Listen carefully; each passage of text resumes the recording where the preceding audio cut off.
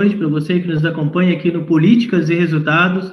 Hoje uma presença muito especial, o consultor político Maurício de Bengoechea. Buenas noches, Mauricio.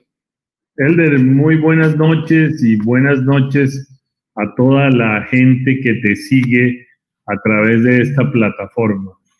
Bueno, Mauricio de Bengoechea es presidente de la Asociación Internacional de Consultores Políticos y que desde 1982 a la fecha está ha asesorado a más de 20 candidatos presidenciales y más de 200 otros en campañas congresuales, estatales, municipales y en casi todos los países del continente americano. Ha sido galardonado con más de 20 premios internacionales. Enhorabuena, le felicito, Mauricio, por la victoria en República Dominicana en 5 de julio pasado, ¿no? Con el ahora presidente elegido Luis Abinader. Es correcto, muchas gracias, Elder. Fue una campaña muy interesante, muy dura, porque estábamos compitiendo contra el gobierno y un gobierno que llevaba 16 años consecutivos en el poder y que por razones obvias no se quería ir del poder. Pero además es la primera campaña en Hispanoamérica que se hace, o en América, que se hace en época de coronavirus, de manera que fue muy interesante el proceso. Sí, sí. Y bueno, es un gusto estar contigo en esta charla, ¿no? Me recuerdo cuando en enero de 2014 nos hablamos por primera vez en el Facebook, y me dijo una cosa que queda hasta hoy como una inspiración. Me dijo, es un gusto apoyar siempre a los jóvenes consultores. Entonces, desde entonces, trago conmigo ese sentimiento que tengo de un gran mentor, ¿no? Y acompaño las entrevistas, las ponencias, y aprovecho también para aprender con su larga experiencia, ¿no? Un caso de la elección ahora de la República Dominicana es el cambio de la fecha, ¿no? Inicialmente creo que era 17 de mayo y se adió para 5 de junio, ¿no? Por la pandemia.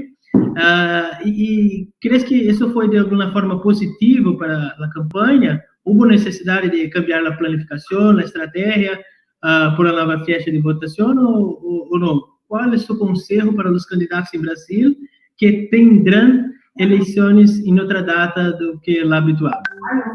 Mira, evidentemente este tema del coronavirus nos ha cambiado completamente la forma de hacer política, porque no solamente cambió las fechas electorales, como ocurrió en República Dominicana, y ya está sucediendo en otros países, ahora en Brasil, también sucedió en Bolivia, donde las elecciones han debido ser en mayo, y ahora se está hablando del 6 de septiembre, y es posible que se muevan aún más las elecciones en Bolivia.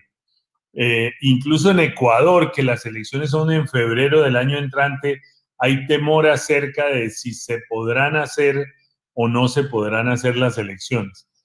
Lo cierto es que hemos pasado de las elecciones de calle y las elecciones de las grandes aglomeraciones y de los mítines a las elecciones más virtuales, donde los candidatos se comunican a través de plataformas digitales con grupos de electores y con su propia militancia, pero además elecciones en las cuales la comunicación digital y de redes sociales y de mensajería pasa a tener una importancia fundamental en estos procesos.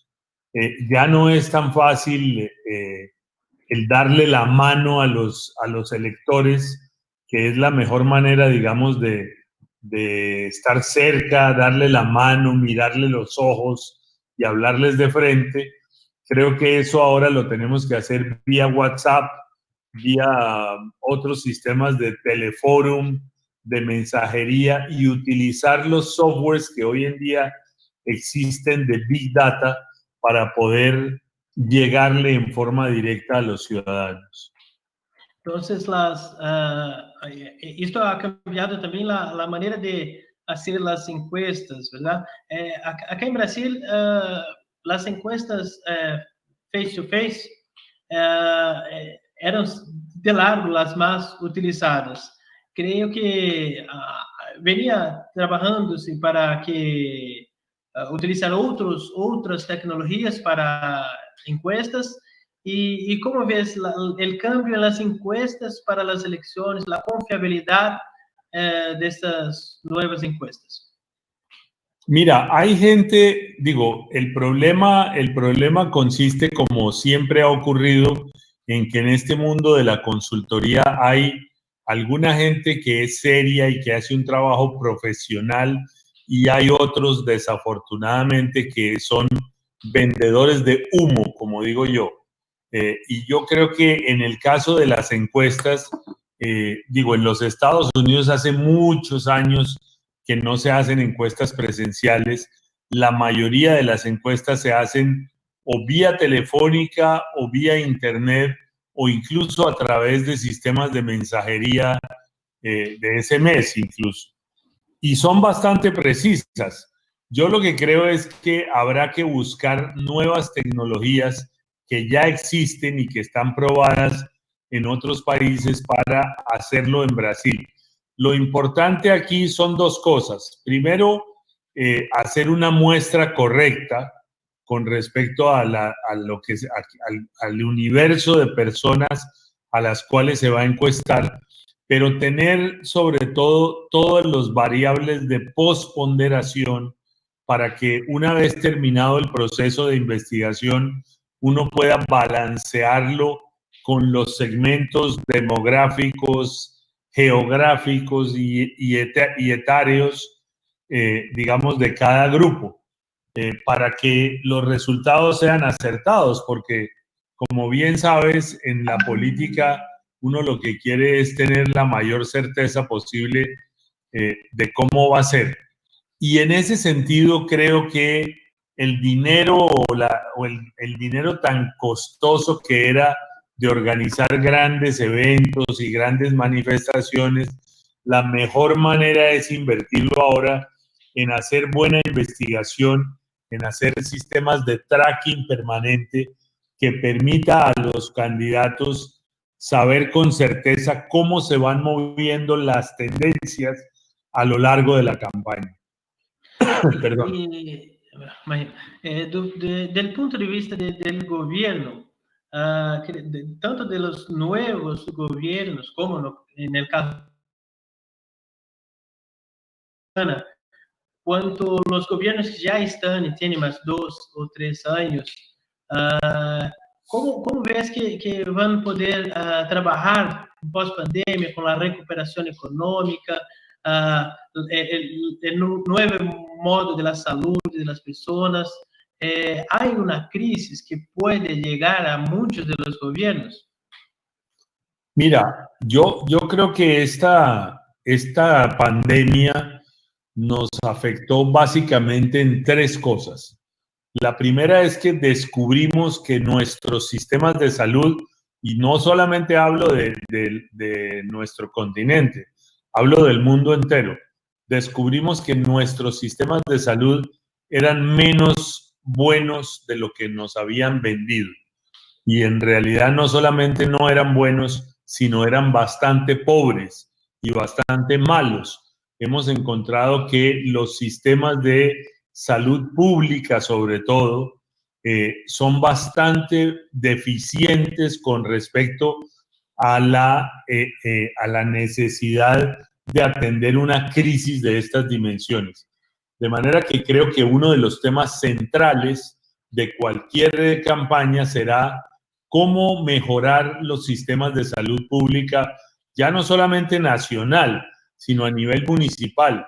Y hoy en día hay mucha gente desarrollando plataformas, incluso móviles, para poder llegar con sistemas de salud oportuno a las personas que lo necesitan.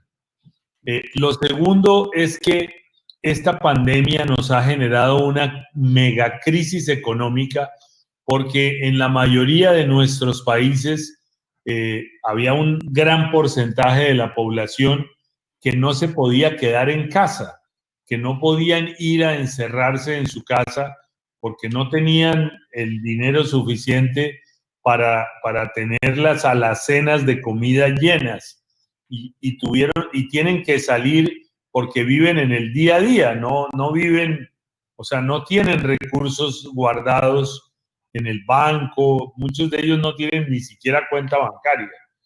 De manera que va a haber un efecto muy complicado de empobrecimiento y aquellas personas que habían logrado salir de la pobreza extrema para entrar, digamos, en sectores medios bajos desde la perspectiva económica, quizás van a regresar al lugar donde estaban antes de haber mejorado su condición y la de su familia.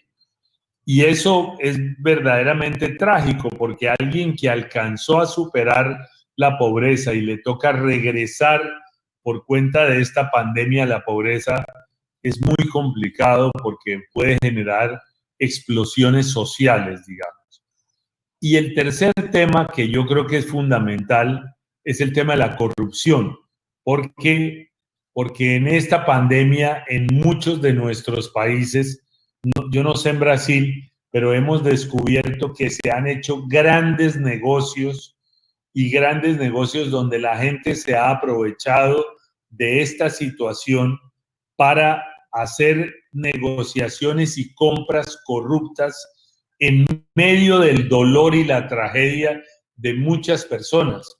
Estamos viendo a miles de personas que mueren a diario en nuestros países y frente a eso hay funcionarios que están aprovechándose de la situación para enriquecerse.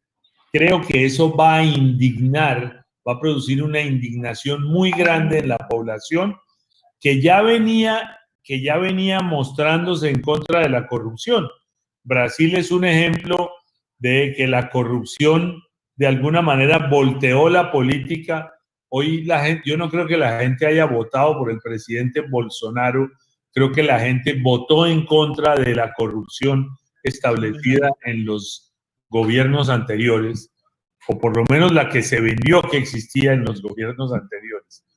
De manera que ese es un tema que va a producir gran indignación. En República Dominicana, donde fue lamentable lo que ocurrió en términos de corrupción, más que el eslogan de cambio y más que el deseo de cambio, que fue, digamos, la parte positiva de nuestra campaña, la gente votó por el concepto se van, porque no queremos que estén más en el poder. Sí, se fueron, ¿no? Sí, se fueron. Sí, sí. Ahora vamos a un nuevo tiempo en República Dominicana. En Brasil pasa lo mismo. Hay ya la policía está buscando personas que se involucraron en sistemas de corrupción ahora en medio de la pandemia, ¿sí? Y eso sí va con certeza traer a las personas una indignación, ¿no? Medio tanto sufrimiento, algunas personas aprovechan para ganar, ¿eh? Por la tragedia. Sí, y vamos a hablar de crisis. Tendo la crisis, ¿qué puede hacer? ¿Cuáles son las herramientas que un gobierno o un político puede sacar para apagar una crisis de gobierno? Tienes un libro acerca de este tema, ¿sí? ¿Qué puedes hacer? Mira, yo creo que mi libro, que lo escribí hace muchos años, tengo que actualizarlo porque la política ha cambiado muchísimo. Pero básicamente yo diría que muchas de las cosas se mantienen vigentes. Por ejemplo, un gobierno que desea superar una crisis no puede enfocarse únicamente en la crisis. Necesita seguir construyendo y vendiendo y persuadiendo a los ciudadanos y trabajando por lo que se propuso hacer. La mayoría de los gobiernos deben entrar al gobierno sabiendo cómo quieren que los recuerden, por haber hecho qué. Porque gobernar no es ir a administrar lo público. Gobernar es tener la capacidad de transformar una sociedad para mejorarla. y si un gobernante tiene claro lo que tiene que hacer y entra en una crisis por la razón que sea, tiene que hacer el esfuerzo de mantener su agenda positiva de lo que quiere hacer y crear un grupo especializado encargado de la situación de crisis. Porque si los secretarios o ministros, dependiendo del tipo de gobierno, se dedican todos a la crisis, es muy difícil superarla. Hay que saber salir del ojo del huracán. Eso en primer lugar. En segundo lugar, muchas de las crisis no son crisis, son temas álgidos mal manejados. Siempre existen algunos temas que son recurrentes en el tiempo y que los gobiernos olvidan. Siempre, cada X años hay una huelga de maestros, o una huelga de transportistas, o una huelga de médicos. Digo, ese tipo de cosas hay que saber monitorearlas y manejarlas a tiempo para que no se presenten cuando uno está descuidado, como ¿qué pasó? Hasta ahora me doy cuenta de eso. Lo tercero es entender cuál es el origen de las crisis, digamos. O sea, cuando uno sabe de dónde proviene la crisis, es más fácil manejarla. Y muchas de las crisis suceden por dentro. Yo diría que la gran mayoría de las crisis se producen porque siempre que hay una situación de crisis, dentro de los mismos gobiernos hay personas que quieren, como dice el refrán, pescar en río revuelto. Entonces es importante tener en claro cuál es el origen de la crisis y quiénes están detrás de esa situación de crisis. Luego hay que entender cómo funcionan las balanzas del poder, porque muchas veces el poder legislativo, tanto para un alcalde, su consejo, como para un gobernador, su asamblea de diputados locales, o el Congreso local, o para un presidente, el Congreso federal, en el caso brasilero, hay que saber cómo es la balanza, o sea, cuántos están a favor y cuántos en contra, y cuál es la verdadera influencia que tienen los personajes que están a favor y en contra. Entonces, ahí uno también puede construir, balances de poder. Pero luego están otros sectores de la población, porque la gobernabilidad no solamente se construye entre el poder legislativo y el ejecutivo, se construye con la sociedad civil, con los medios de comunicación, con los militares. Hay muchas fuerzas de poder en una sociedad y hay que saber dentro de esas fuerzas de poder cómo está uno colocado. Si después de hacer esa balanza se da uno cuenta que son más los que quieren que uno se vaya a los que quieren que uno se quede, pues muy seguramente va a terminar yéndose. Pero creo que lo importante es saber balancear y manejar esos distintos sectores para tratar de establecer un equilibrio de la balanza. Y yo creo que el tema de la comunicación aquí es fundamental. O sea, no es lo mismo la comunicación normal que la comunicación de crisis. Y yo creo que ahí se requiere una gran capacidad de persuasión, incluso de ataque y defensa, porque normalmente los gobiernos que están en crisis van a recibir múltiples ataques provenientes de distintos sectores de la población, interesados o no interesados, pero necesita tener unos cuartos de guerra muy bien armados para poder defenderse, porque muchas veces la mejor defensa es el ataque y se necesita hoy en día que existen las redes sociales y la capacidad de colocar comunicación segmentada a través de los sistemas de programática. Me parece que se necesita un muy buen ejercicio y un buen ejército para poder defender eso. Sí, la comunicación en tiempos ahora de las redes sociales, incluso con la pandemia, la dificultad de estar face to face, por ejemplo, aún en las crisis es esencial manejar las redes sociales con una comunicación específica? Yo diría que sí, porque no todo, en las crisis, la mejor definición de una crisis me la dio el presidente Ernesto Samper en Colombia, que vivió una de las crisis más grandes en su momento, y a quien tuve, digamos, el honor de poder asesorar. Y un día le pregunté a usted qué es una crisis de gobierno, y me contestaba: abrir las páginas, en el caso brasilero, de O Globo y descubrir que todos los titulares tienen que ver con uno, ¿no? Entonces, porque todo lo que ocurre o deja de ocurrir siempre tiene que ver con el gobierno en algo.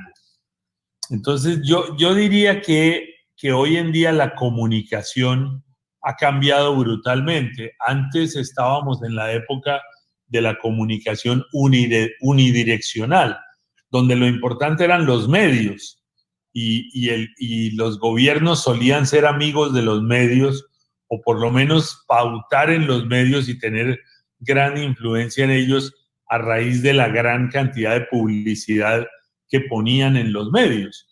Hoy en día lo importante no son los medios, sino el contenido, porque nosotros, los ciudadanos que antes éramos solamente receptores de la comunicación, hoy en día a través de este aparatico somos también emisores de la comunicación, y tenemos la posibilidad de tener aquí un canal de televisión, un periódico, una red de amigos o varias redes de amigos, un sistema de comunicación directa por mensajería, una radio.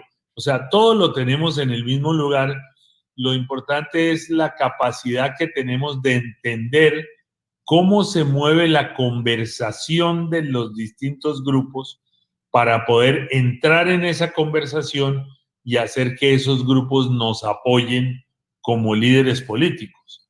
Creo que hoy en día muchos políticos siguen haciendo o siguen manejando las redes con la lógica de los medios masivos, y eso no funciona así.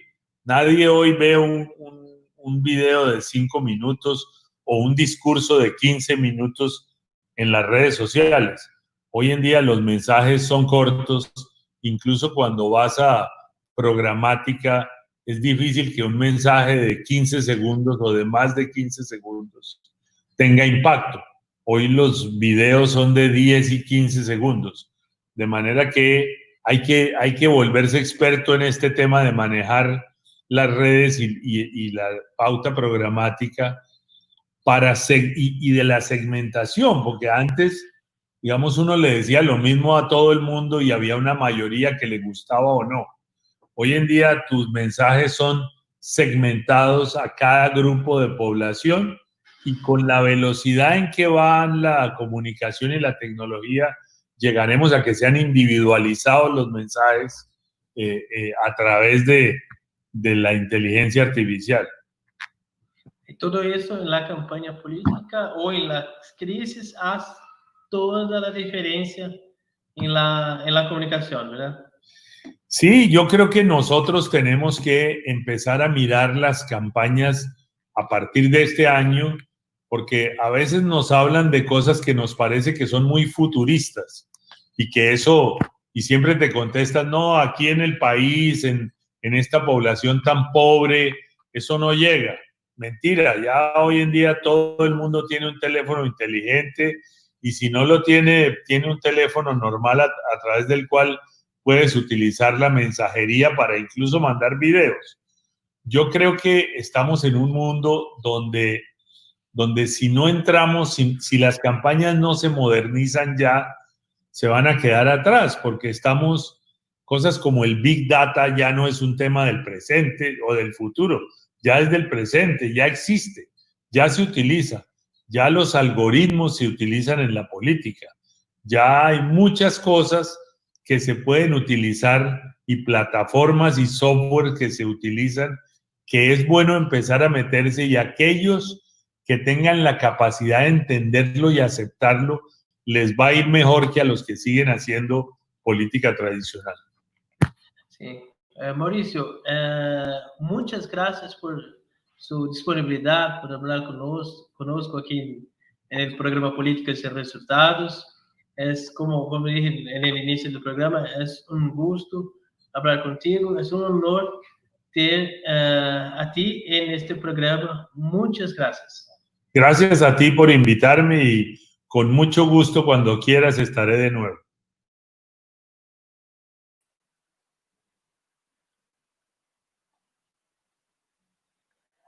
Olá, pessoal. Então, ficou a versão sem legenda. A versão com legenda, ela travou. Não passou de jeito nenhum. Tentei de todo quanto é maneira... Deixa eu salvar ela aqui, que ela abriu de novo. Eu tentei de tudo quanto é maneira tentar colocar essa versão de novo com legenda para que vocês possam acompanhar. Mas o espanhol dá para entender alguma coisa e acho que vocês puderam aproveitar um pouco. Eu vou postar a legenda amanhã, na sexta-feira. Eu vou renderizar ele de novo e postar a versão com legenda amanhã no canal, tanto no YouTube quanto no Facebook. Na página de Políticas e Resultados, vou postar a versão com legenda. Ela está um pouco menor, né? Porque ela era justamente para passar no programa, eu ia fazer alguma interação ao vivo para que a gente pudesse conversar sobre os temas que o Maurício comentou.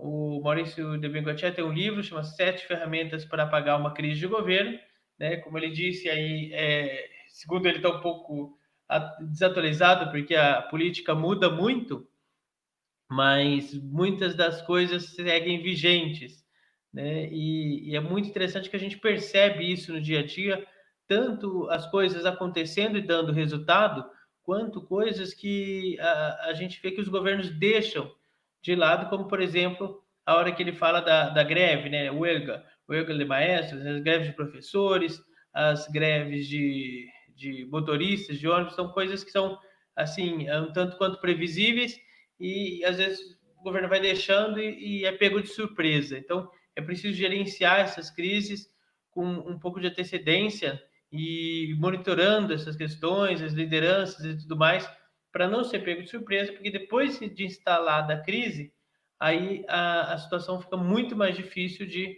se controlar. Um outro problema interessante também é que às vezes o governo se afunda na crise, né? Então tem a crise e aí, ao invés de o governo continuar trabalhando, continuar buscando os seus resultados, todo mundo se volta para a crise e fica no centro, no olho do furacão. E isso é um problema, porque o governo para. Então, o governo, ele, como o próprio Maurício disse, governar não é só administrar bem público. Governar é deixar a sua marca, né? Saber que veio transformar uma sociedade. E para você conseguir isso, você não pode estar no olho do furacão, você não pode estar travado na crise. As crises vão existir, não tem jeito. Vai ter crise, vai ter oposição, né? E aí é importante você estar sempre pautado e focado na sua proposta, seu plano de governo, se bem construído, né? E seguindo essa sua agenda positiva. E ter uma equipe própria para cuidar de crise, para trabalhar os problemas da crise, para comunicar no âmbito da crise e para resolver administrativamente, vamos ver, judicialmente, se for o caso, as questões específicas da crise, para que você não fique patinando, ou não deixe sua agenda positiva de lado, né, porque é por causa de uma crise. Também numa campanha eleitoral isso acontece muito com a questão judicial, né? Não é militância, me fugiu o nome agora, mas há a parte jurídica de uma campanha, ela acaba sendo importante não só do ponto de vista de defesa, mas também do ponto de vista de ataque. E dependendo de como a outra campanha reage a isso, dependendo da época da campanha, também 2 semanas da eleição, você recebeu um processo que abala a estrutura da sua campanha, né? Que ainda que ele não for prosperar, né, acaba desmotivando as pessoas, isso pode te custar a eleição. É uma militância jurídica aí, né? Uma guerrilha jurídica, e isso acaba influenciando na campanha, porque não se tem um grupo específico para trabalhar as crises, as dificuldades, as questões jurídicas. Então, isso acaba trazendo também prejuízos. Então, fica para vocês que amanhã, né, sexta-feira, eu vou postar a versão com legenda. Eu comecei a passar ela, mas ficou muito entrecortado. Eu acho que o computador deu algum problema e depois a versão travou, de tudo uma vez. Eu reiniciei e aí a gente fez a versão em espanhol. Um grande abraço para você que acompanhou o programa hoje com dificuldades técnicas. Ao vivo é assim, agora vem para mim que a gente vai falando e fazendo sem problema nenhum. A gravação que é o problema, né? Ao vivo a gente faz.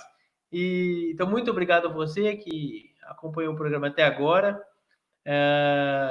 Repetir, agradecer novamente o Maurício. Saludos, Maurício desde Brasil, porque o Maurício é um grande consultor político, venceu 7 vezes seguidas, se não me engano, em El Salvador. Venceu, já não é a primeira vez que ele vence na República Dominicana, né? Essa eleição foi uma eleição muito difícil, eu acompanhei boa parte dela. Uma campanha duríssima, como ele mesmo disse, por motivos óbvios, quem está no poder não quer sair do poder, né? E não só o candidato e toda a equipe foi atacada, como até ele, como estratega, né, consultor político, foi atacado também pela campanha adversária. E isso para a gente só demonstra a relevância que tem a presença do Maurício de Bengoechea em uma campanha eleitoral. Inclusive, num desses ataques eu acompanhei também, o Maurício ligou, pessoalmente ligou no jornal, estavam falando algo dele, que ele saiu do país e tal. Ele ligou pessoalmente e prestou os esclarecimentos com firmeza, com clareza e aplicando os conhecimentos dele mesmo, né, da crise. Ele acabou com toda e qualquer especulação sobre o que estava dizendo. Então, eu admiro muito o trabalho dele nesse sentido, a seriedade em campanha eleitoral, fora das campanhas, né? A linha que a gente trabalha aqui no Brasil, a gente não costuma trazer para quem a gente trabalha. A gente não acompanha o candidato dessa maneira. A gente faz a estratégia, a gente faz um acompanhamento de campanha ou de governo, mas quem brilha é realmente o político, até mesmo pela estrutura, né, que tem aqui no Brasil, e para não acontecer igual aconteceu com outras pessoas que eram mais da área da publicidade do que da consultoria política, né? Acaba se fechando a um grupo, a um candidato, e a ideia da consultoria não é essa. A ideia da consultoria se pautar por uma ética muito apurada, uma ética muito aguçada para você poder trabalhar com o partido que for, com a ideologia que for, buscando sempre a comunicação eficiente com aquele grupo de população, avaliando essa possibilidade de comunicação por meio das pesquisas e etc. Né? Lembrando que, é claro que, dependendo da proposta que a pessoa tem, às vezes nem compensa começar a trabalhar numa campanha, né? Ou porque ela não vai sair do lugar, e muitas campanhas não saem do lugar, começar por aquelas que a pessoa acha que ela tem que fazer campanha para ela mesma ou para o grupo dela, e não é ela que vota, quem vota são os outros. Tadeu Comerlato falou muito bem sobre isso no dia 14, na terça-feira, está aí na página do Políticas e Resultados, ou no Facebook para você acompanhar. E é isso, né? Essas campanhas onde a pessoa pensa mais nele do que em quem vota, ela não tende a decolar. É muito importante tomar esse cuidado, né? Essa precaução. Eu queria falar um pouquinho da agenda também. A gente vai ter no dia 21 a Sandy Moraes aqui com a gente. No dia 23, o professor Hamilton. A Sandy vai falar sobre a participação da mulher na política, né, e o espaço que a mulher vem ocupando cada vez mais na política. O professor Hamilton vem falar sobre o que pode, o que não pode, as mudanças na regra eleitoral. O professor Hamilton, que é especialista em direito eleitoral também. Então, vamos ter aí na próxima semana essas duas grandes personalidades da política, da consultoria política nacional, seja ela na área do direito, na área da comunicação, como a Sandy, direito, professor Hamilton, para que a gente possa levar sempre a melhor informação para você. Em português ou espanhol, porque com a legenda tá falhando. Então vamos ou em português ou vamos em espanhol. Semana que vem acompanhe conosco, que é tudo em português, hein? Só não vai funcionar se a internet falhar. Um grande abraço para você e até amanhã, né? Até amanhã, porque vai ter versão com legenda. Então até amanhã. Ó, entrou mais uma pessoa ali, olha só. Agora que eu tô acabando, vai entrando gente, eu vou empolgar e vou continuar, hein? Tem trabalho para fazer agora às 9 horas, reunião. Não dá para continuar. Sorte de vocês, hein? Então, um grande abraço para vocês e até amanhã com a versão com legenda do Maurício de Bengochea e até terça-feira que vem com a Sandy Moraes. Até logo. Tchau.